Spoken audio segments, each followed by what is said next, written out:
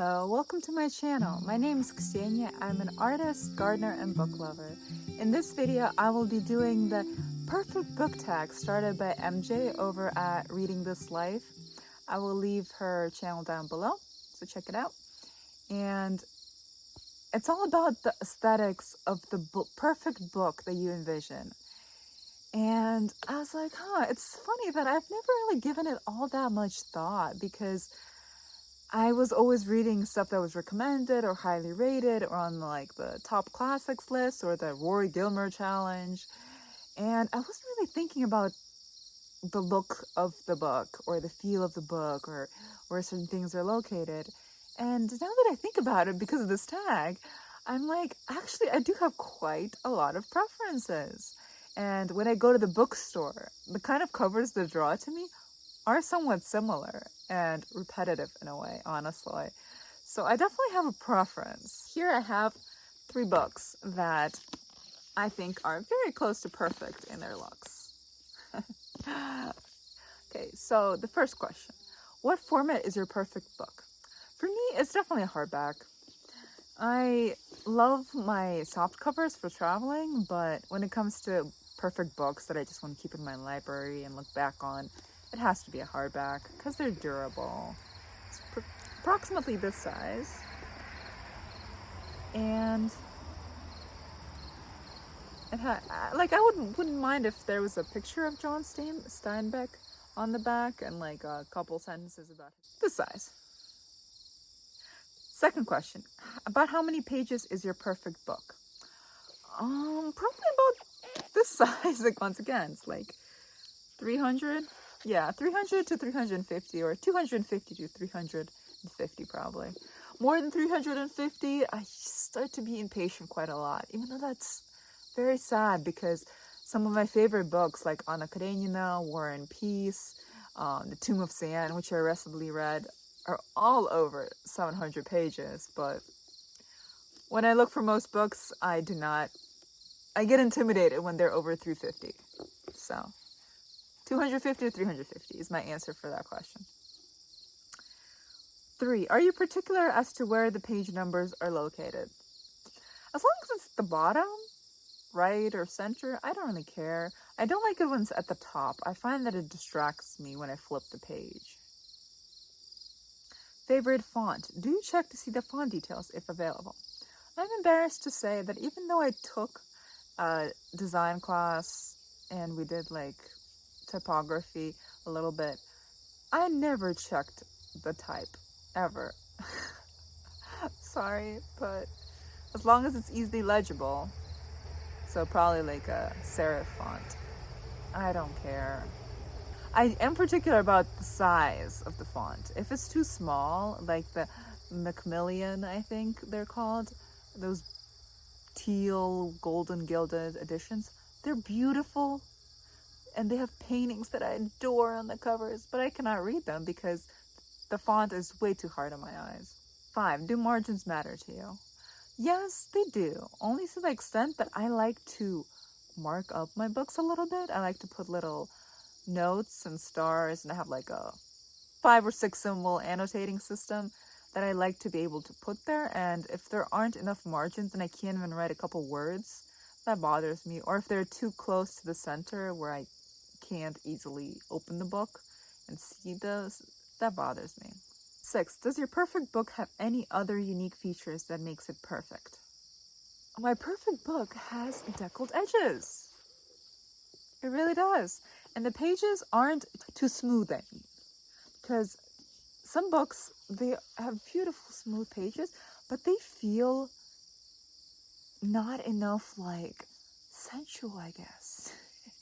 Like I like it when I can move my finger. Honestly, I have so few deckled edges that it's sad, but I like it when I can move my fingers along the decal, or, you know, when I'm touching the page, I can feel the wood, the texture of the pulp, and also smell. I love it when they smell nicely, like nice old book acidy smell. This one is too new. New books. They're both pricey and don't have the smell. 7, show us the cover. What do you find perfect about it? I find this cover very close to perfect. I like it when the author is nice and bold. I like it when the title is nice and bold. And I like it when there's art on the cover. Or it's something woodblocky, like this one. This one kind of feels like a layered woodblock lino cut. I used to make lino cuts in woodblocks, so I really appreciate the kind of simplicity and elegance of such covers. Or this one, which I just started. Oh, and also for the other unique features, I really like when the inside of them has like, the inside part has a flap or some kind of diagram here. I really adore that. This book's actually near perfect book. Also has that too. It's about Steinbeck's traveling with his dog, and it has the map of where they traveled all over the US. So that was really cool. I actually got this at a recent haul, and I will be sharing that haul shortly soon, but moving around books for hauls and it's tiring. It's very tiring. They're heavy. And then I don't know how much information I'm supposed to give in the haul. Sorry, that's completely irrelevant to this video. But anyways, yes. This is as close as it can get to a perfect book. But I also, actually, how could I forget that? I love it when they are illustrated. And it doesn't have to be a lot of illustrations, but I love when there's a couple like black and white illustrations to go along with at least a couple of the chapters. I think it adds a very nice touch. Like you pause and just reflect on the simple imagery. Once again, these are kind of resembling lino cuts, if not lino cuts themselves, and I love them. I love this book. And also this little thing. Like I love it when there's a little symbol above the chapter. And yeah, I prefer it when the chapter ends and there's some blank space above it, under it, so I can flip it and put my bookmark there. Know that I just completed all those chapters and making good progress.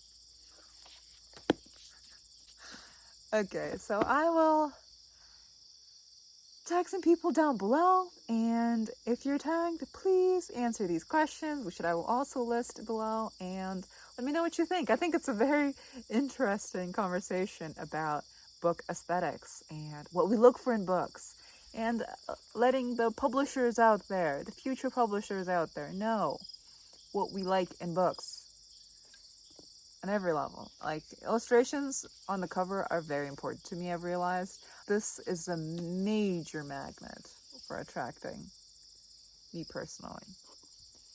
Also inside, like I love it. At least it's a pattern. If there's not a map or anything, that's so much more beautiful than just a plain white sheet.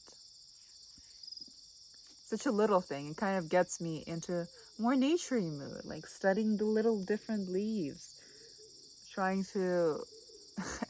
As a gardener, I'm like, which plant is that? I think that's the leaf of this thing. Yeah, I just love little details like that. The amount of care that goes into every detail and the planning of a book is an art. And I think we should give credit to the publishers, to the designers, to the illustrators who beautify our reading experience. So thank you.